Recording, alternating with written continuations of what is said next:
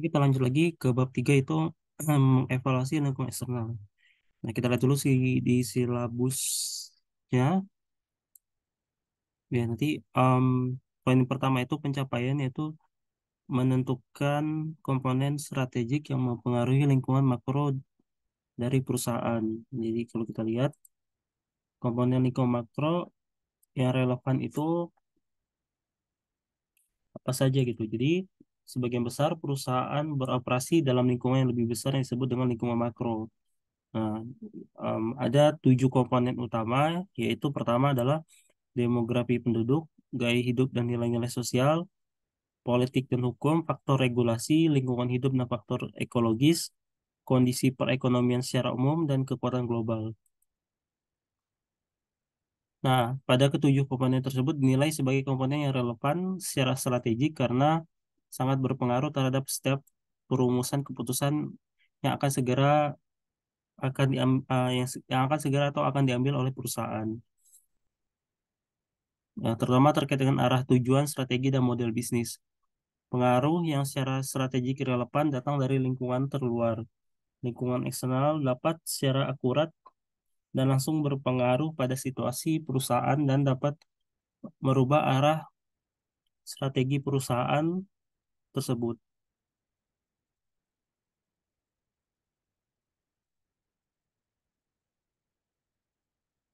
Nah, itu tadi untuk yang komponen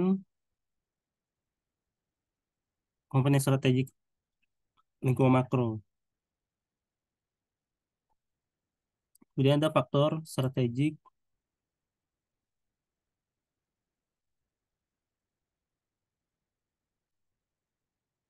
Nah, faktor jadi yang kedua kalau kita lihat di salabus yaitu menganalisis faktor strategik dalam industri dan lingkungan kompetitif. Jadi kalau kita lihat faktor apa saja yang mendorong perubahan pada industri dan seperti apakah dampaknya.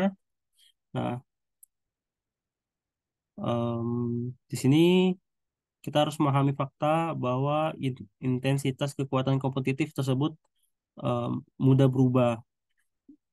Nah, secara alamiah, semua industri terpengaruh oleh perkembangan baru tren-tren yang merubah kondisi industri.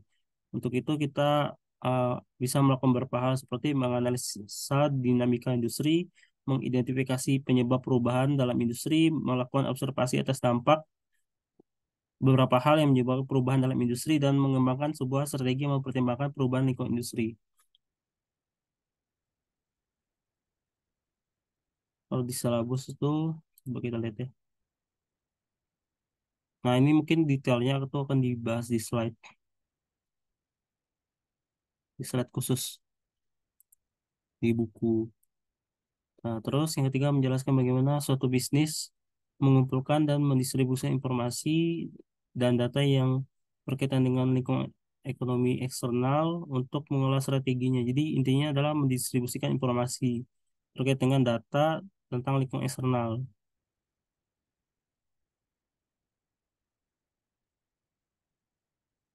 Jadi ini ada nggak ya?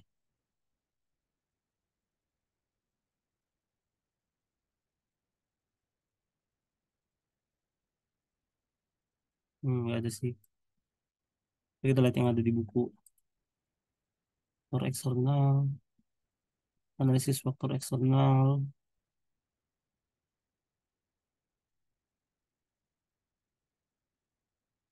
risiko, etika.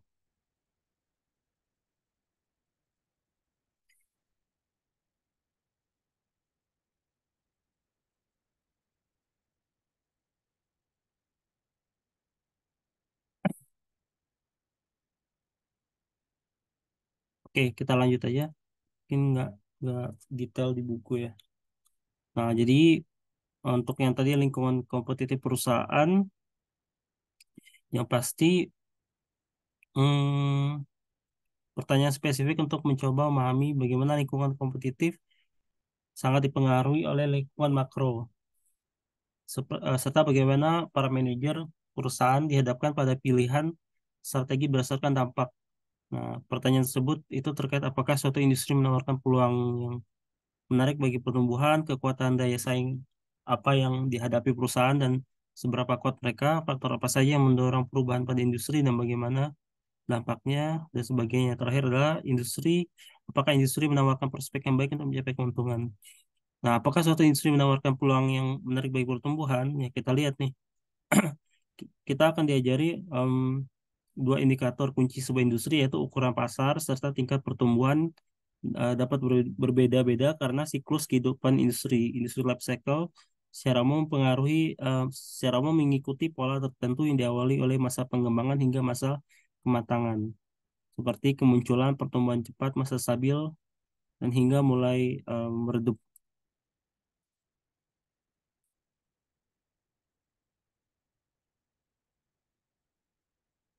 Nah, kemudian dalam bagian ini kita akan mempelajari 5 kekuatan kompetitif yang dihadapi perusahaan, yaitu tekanan kompetitif yang diciptakan melalui persaingan di antara penjual, tekanan kompetitif yang terkait dengan ancaman dari pemain baru yang masuk ke pasar, tekanan kompetitif yang datang dari penjual dan produk substitusi, pemasok, daya tawar, dan muncul dari daya tawar dan sensitivitas harga per pembeli. Mungkin nanti kita lihat di graf apa ya, diagramnya lebih enak.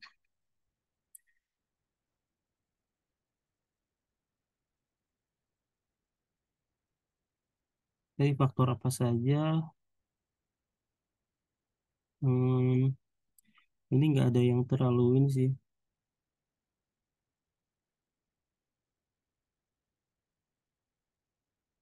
Apakah industri menurun? Ada nggak? Enggak sih, ini bicara tentang industri.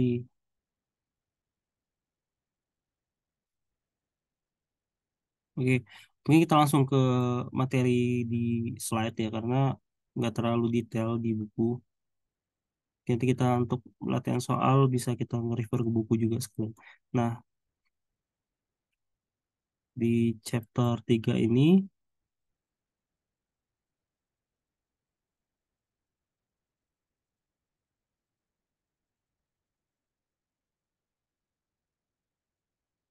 oke. Jadi untuk sebelum tadi di chapter sebelum kita belajar tentang visi misi ya. Jadi visi itu nanti akan diturunkan dalam bentuk objektif dan pasti nanti dari objektifnya itu nanti diturunkan dalam bentuk penyusunan strategi. Termasuk di sini adalah mengidentifikasi strategi yang bisa kita gunakan atau perusahaan gunakan, dan setelah itu endingnya adalah menentukan strategi yang terbaik gitu. Nah, tapi untuk sebelum menentukan visi misi dan sebagainya dan sampai akhirnya menentukan strategi terbaik, kita harus melihat apa ya, berpikir tentang strategi lingkungan, tentang lingkungan eksternal dan lingkungan internal perusahaan. Nah, jadi yang pertama adalah kita bicara konteksnya adalah lingkungan eksternal perusahaan untuk di chapter ini.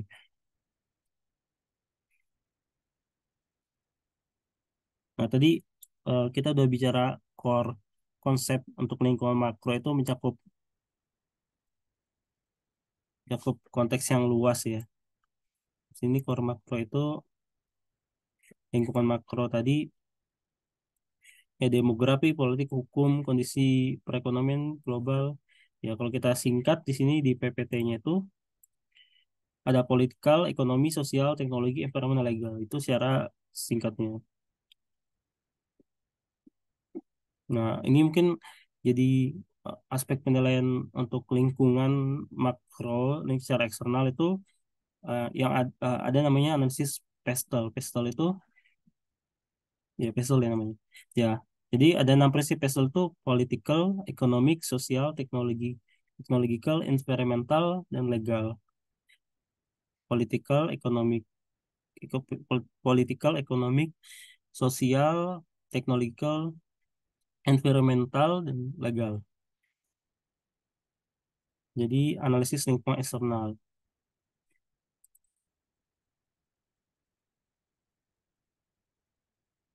Nah, di dalam lingkungan yang tadi yang apa namanya, pestel ini,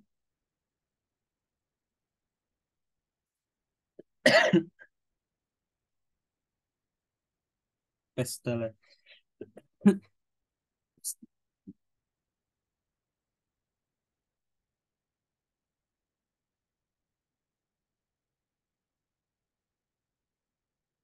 Nah, oke. Jadi kalau kita lihat ada 5 komponen. Kalau bahasanya itu 5 kerangka, 5 kekuatan persaingan yang harus dihadapi ketika kita memang untuk menganalisis ke makro environment ini gitu.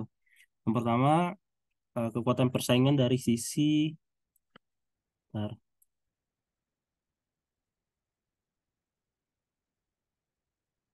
dari sisi penjual.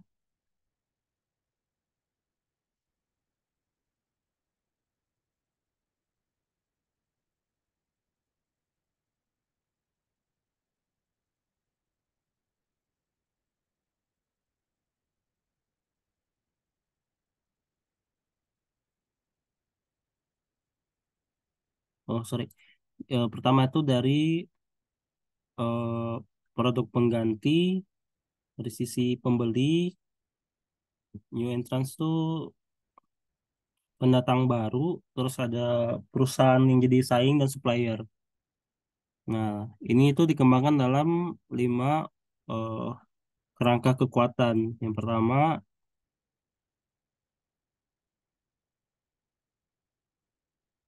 persaingan dari penjual saingan, rival among competitive seller. Jadi ini tekanan yang datang dari apa ya? Dari perusahaan lain yang sejenis di industri tersebut gitu. Nah, ini jadi ini dari sisi rival, dari eh, perusahaan pesaing lah gitu yang dengan industri yang sama. Nah, kemudian ada dari sisi supplier. Dari sisi supplier, ya ini lebih kepada tawar menawar karena nanti kan ini terkait dengan cost ya. Bahkan tadi perusahaan juga untuk dalam strateginya dia gimana caranya untuk bisa low dengan cost terendah tapi harga bisa bersaing gitu. Cost rendah secara internal tapi harga bisa bersaing. Nah, kemudian dari sisi buyers, hmm, jadi tekanan untuk ya tadi jual-jual ke pelanggannya itu seperti apa gitu. Ini masih masuk nggak secara perhitungan internal perusahaan. Kemudian ada potensi ancaman nggak, artinya datang dari pendatang baru gitu yang akan berkecimpung di industri yang sama. Kemudian yang terakhir adalah daya tawar dari produk pengganti. Jadi ada kemungkinan produk yang kita itu kalau memang kita tipe produknya tidak unik atau tidak berbeda dengan yang lain ya pasti ada potensi kompetitif pressure coming from the uh, producer of substitute ya. Jadi ada produk pengganti. Jadi ada 5. Yang pertama dari rival kata kuncinya, kemudian dari pembeli ya terkait dengan negosiasi harga bargaining power. Dengan supplier juga terkait dengan harga cost productionnya, nanti terkait dengan biaya-biaya yang emang diperlukan untuk material dan sebagainya. Kemudian ada ancaman pendatang baru, yang terakhir adalah dari produk substitusi. Nah, ada step-step, 5 step um,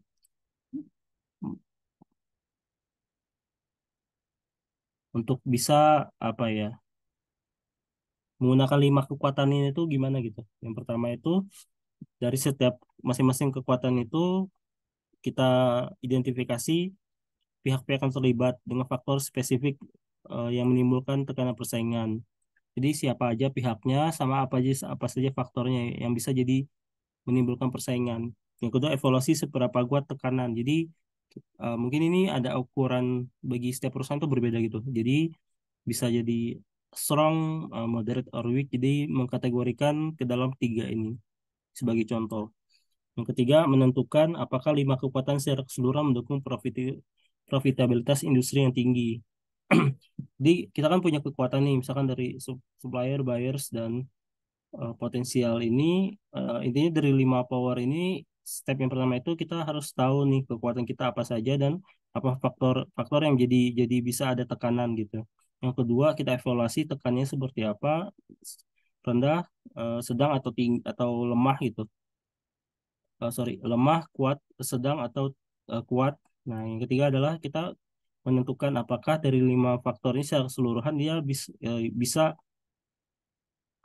mendukung pencapaian profit yang tinggi untuk industri. Itu 3 step.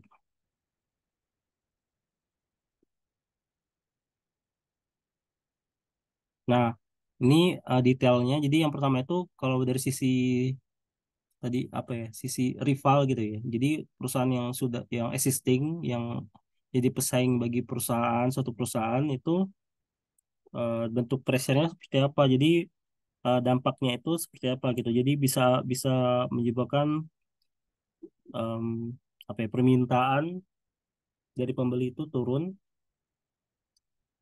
lambat atau turun, kemudian em,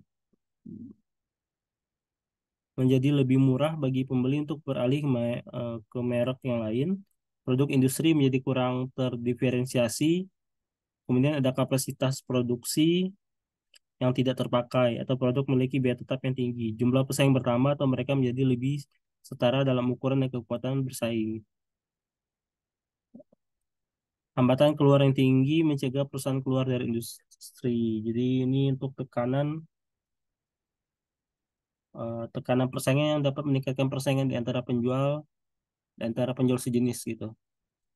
Nah, untuk yang pendatang baru, ya kalau pendatang baru itu pertimbangan ancamannya itu yang pertama ada reaksi defensif yang diharapkan dari perusahaan pertahanan. Ya, oh, iya. Oh, mungkin yang kedua nih. Ada strength of barriers to entry, artinya dia punya kekuatan hambatan untuk masuk. Kemudian ada daya tarik pertumbuhan pasar tertentu dalam permintaan dan potensi keuntungan, kemampuan dan sumber daya calon pendatang, masuknya pesaing yang ada dalam segmen pasar di mana mereka tidak ada saat ini.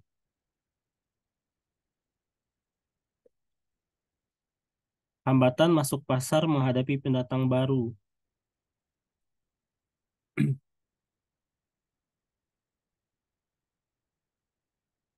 Mark entry baru ini.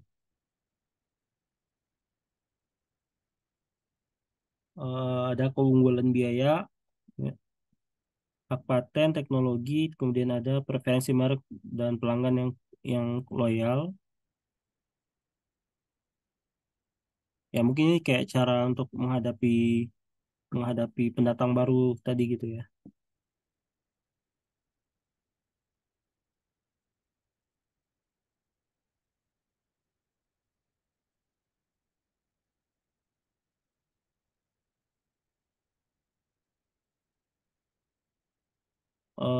Efek jaringan, network effect, ya, jaringan yang kuat,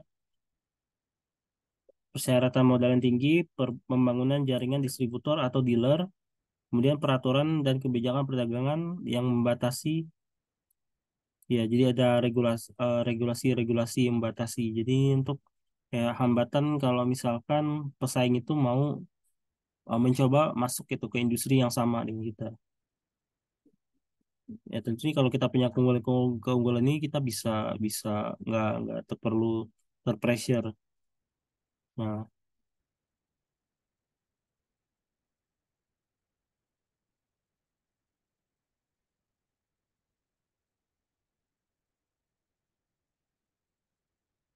Nah, balik lagi jadi intinya tinggi rendahnya hambatan dari masuk ke suatu industri itu tergantung pada sumber daya dan kemampuan yang dimiliki oleh kumpulan pendatang potensial.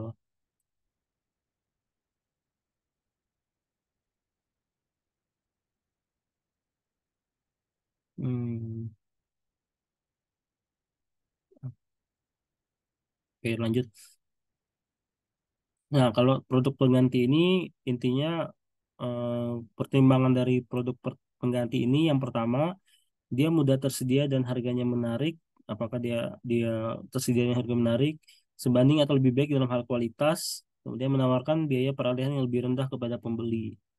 Indikator kekuatan kompetitif mengganti, jadi meningkatkan tingkat pertumbuhan penjualan pengganti, produsen pengganti menambah kapasitas produksi baru, meningkatkan profitabilitas produsen pengganti. Jadi dari perspektif perusahaan yang menyediakan produk pengganti.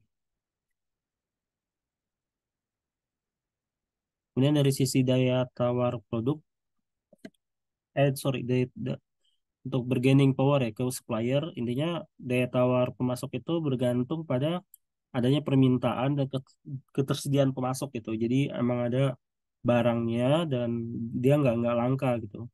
Kemudian apakah pemasok menyediakan input yang berbeda yang meningkatkan kinerja produk industri, ada biaya anggota industri, ukuran jumlah pemasok ya tadi dia bisa menyediakan dalam kapasitas besar atau kecil gitu.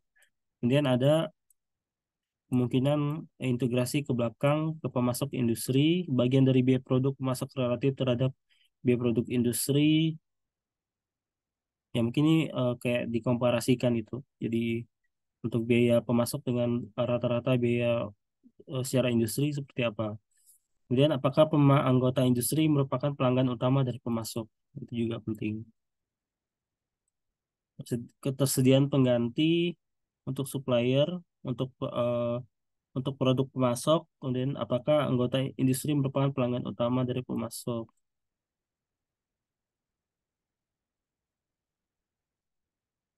intinya. Kemudian ini daya tarik pembeli jadi ke buyer. Nah, kalau buyer itu eh, berarti tergantung demand demand pembeli ya akan produk penjualan. Terus tingkat diferensiasi barang, harga, biaya pembelian untuk beralih ke penjual atau pengganti. Jadi kalau misalkan ada yang lebih menarik dari sisi perspektif buyer, pembeli itu mungkin bisa jadi ancaman gitu. Kemudian ada jumlah em, dari segi apa ya ini ya, number of site. Jadi jumlah dan ukuran pembeli, kemudian ancaman integrasi pembeli pembeli ke dalam industri penjual, pengetahuan pembeli tentang produk, biaya dan harga, kebijaksanaan pembeli dalam menunda pembelian, sensitivitas harga pembeli karena keuntungan rendah, ukuran pembelian dan konsekuensi pembelian.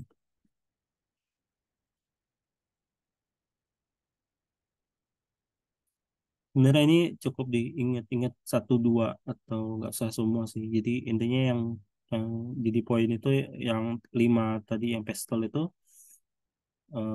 itu kita harus hafal. Nanti ini tinggal pakai logika yang dikait-kaitkan gitu. Nah, kemudian untuk strategi manajemen prinsipal,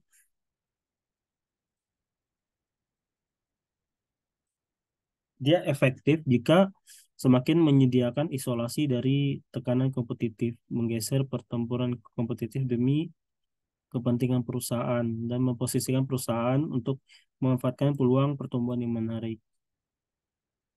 Hmm,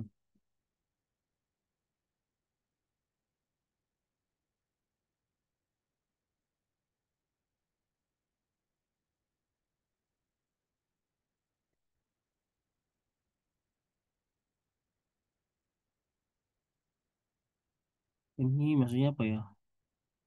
Value net nilai bersih berbeda dari lima tadi, lima gaya tadi.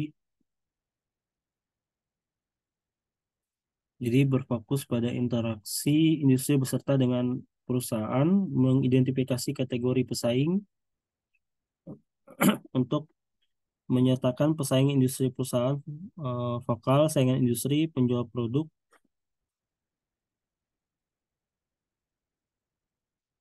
Ini kita coba lihat ya, kalau nggak salah di bab 3 itu ada metrik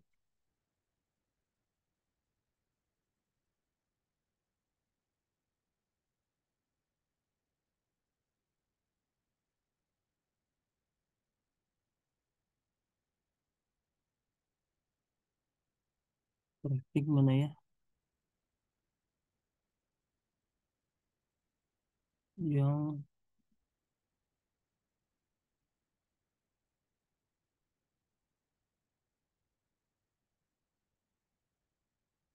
Enggak ada yang terbaru. Gimana? Kayaknya kemarin ada yang terbaru. Oh ini sama aja.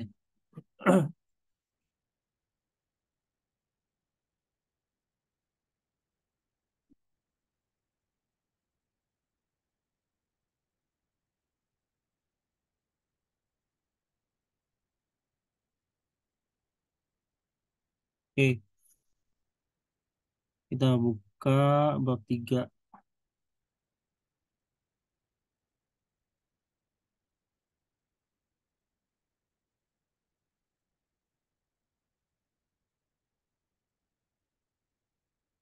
Oke, nah eksternal ini tuh ada indikator-indikatornya yang mana ya. Tadi Pascal udah dibahas. Ini tadi udah kita bahas.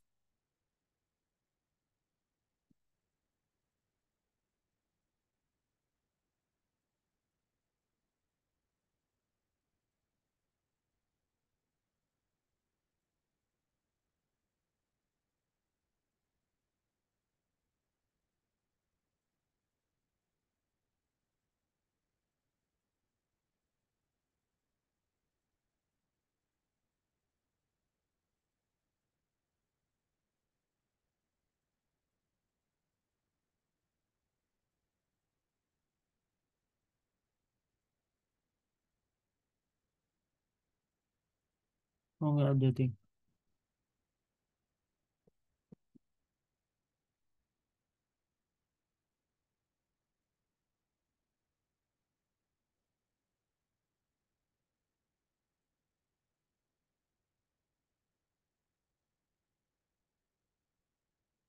Oke, mungkin nanti di bab 4 ya, analisis.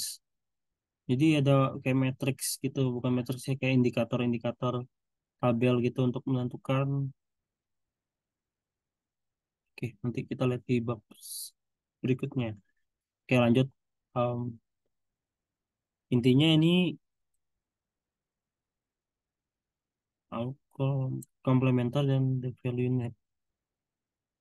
Kalau sisi intinya dia mendefinisikan kategori pesaing, menyertakan pesaing langsung perusahaan, berfokus pada interaksi industri, memperkenalkan kategori industri baru, peserta, pelengkap, dan produsen produk.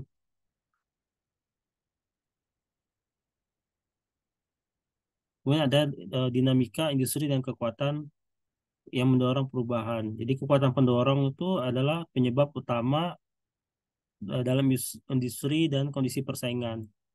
Ada yang namanya analisis driving force, memiliki 3 step. Yang pertama, mengidentifikasi apa yang menjadi kekuatan pendorong, menilai apakah penggerak perubahan secara keseluruhan bertindak untuk membuat industri lebih atau kurang menarik, menentukan perubahan strategi apa yang diperlukan untuk mempersiapkan dampak kekuatan pendorong.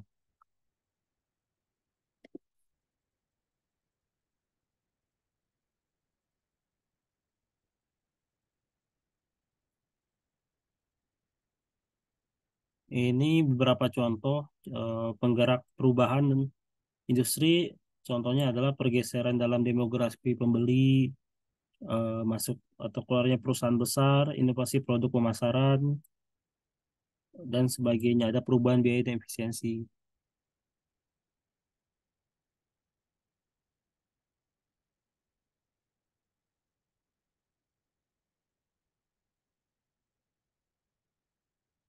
Strategi grup analisis.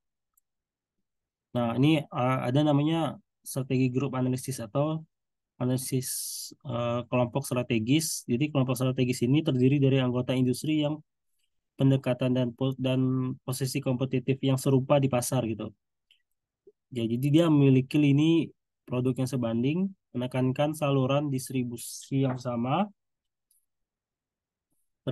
tergantung identik pendekatan teknologi, menawarkan atribut produk yang sama pada pembeli, kemudian menawarkan jasa atau layanan yang sama dengan bantuan teknis. Nah, ada namanya kelompok strategis dan pemetaan kelompok strategis. Kelompok strategis ini adalah sekelompok pesaing industri yang memiliki pendekatan persaingan dan posisi pasar yang serupa. Pemetaan kelompok strategis adalah teknik untuk menampilkan pasar yang berbeda atau posisi kompetitif yang ditempati oleh perusahaan pesaing dalam industri.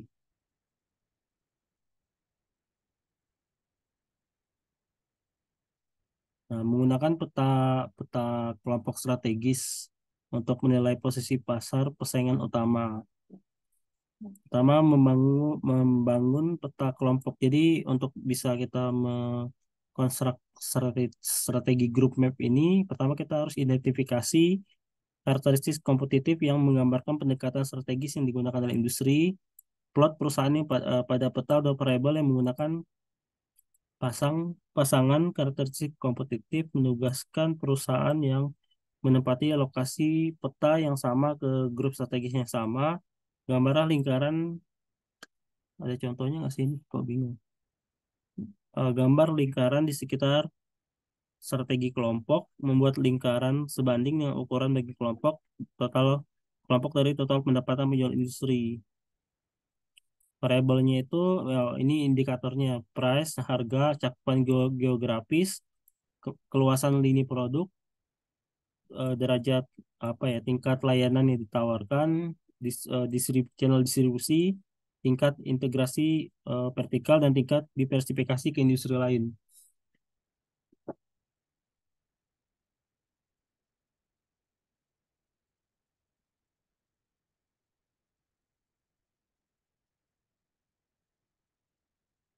Nah, ini peta kelompok contoh ya, peta kelompok strategis.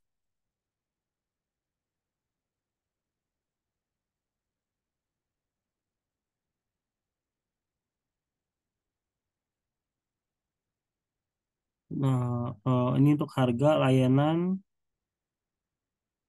atau restoran ambience,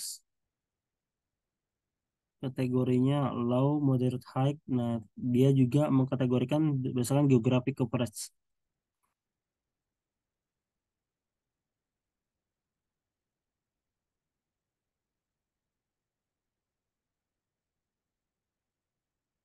Em, nah, kemudian indikator, intinya kalau tadi intinya kita memetakan memetakan ya grup maps yang apa ya, yang sama gitu, dengan yang tipikalnya yang sama dengan perusahaan kita. Tapi kita pakai indikator price, dan quality range, atau misalkan kita mau pakai geografik atau pakai apa gitu. Jadi kita bisa eh, pakai dua dua dua variabel, misalkan x sebagai x, sumbu x dan y-nya, nanti kita lihat nih kita mau mau apa yang mau dibandingkan untuk tipe perusahaan ini. Nah, kemudian ada yang namanya framework for competitor analysis. Jadi kerangka kerja untuk analisis pesaing. Indikatornya, hmm, yang pertama adalah strategi perusahaan saat ini, tujuan perusahaan saingan, kemampuan perusahaan saingan, asumsi perusahaan saingan tentang dirinya dan industrinya. Dia ada empat ya.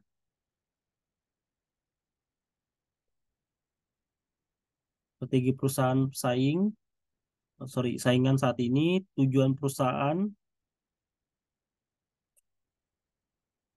kemampuan perusahaan ya, terukur dari resource and capability, kemudian ada asumsi perusahaan saingan.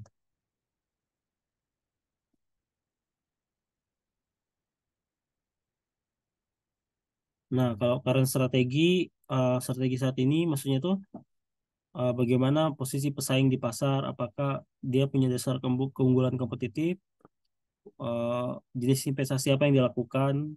Nah, kalau apa tujuan kinerja keuangannya, seberapa baik kinerjanya dalam memenuhi tujuannya, apakah di bawah tekanan untuk meningkatkan kinerjanya.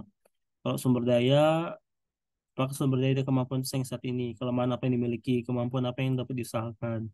Asumsinya apa yang dapat diyakini oleh menjadi puncak pesaing tentang situasi strategis mereka. Bagaimana keyakinan mereka mempengaruhi perilaku pasar pesaing.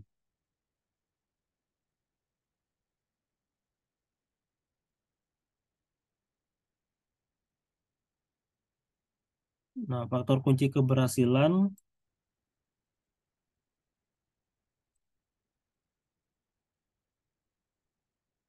sini ya. Kalau ada sama, kita pasti singkat.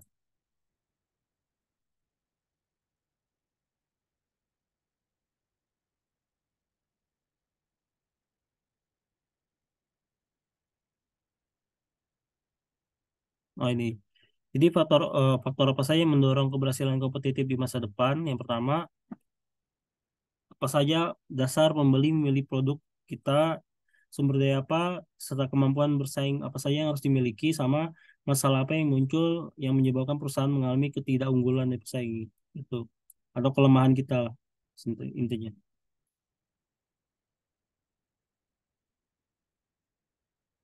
Ya, faktor-faktor apa sih yang dipertimbangkan dalam menilai daya tarik industri? Pertama, bagaimana perusahaan.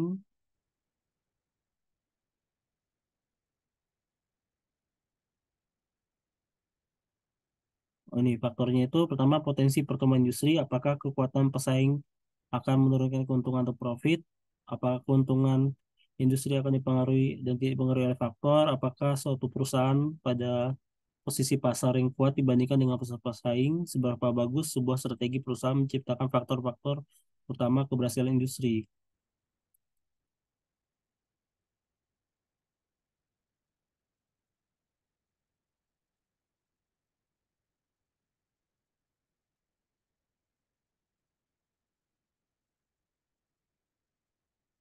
Oke, nah, sorry. Nah, ini tadi sama ya. Nah, ini untuk sekian untuk video kali ini emang nggak terlalu banyak. Intinya adalah tadi kita bisa nge-mapping, menentukan pastel tadi. Jadi pastel itu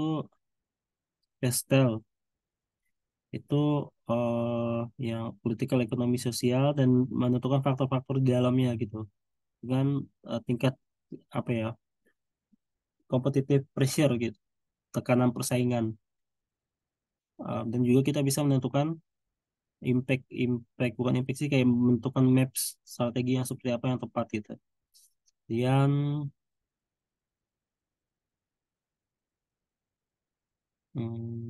ya ini lebih terkait dengan perubahan industri dan lain-lain yang sudah dibahas. Nah, sekian untuk video kali ini. Kita akan lanjut di video bab atau topik keempat, yaitu terkait dengan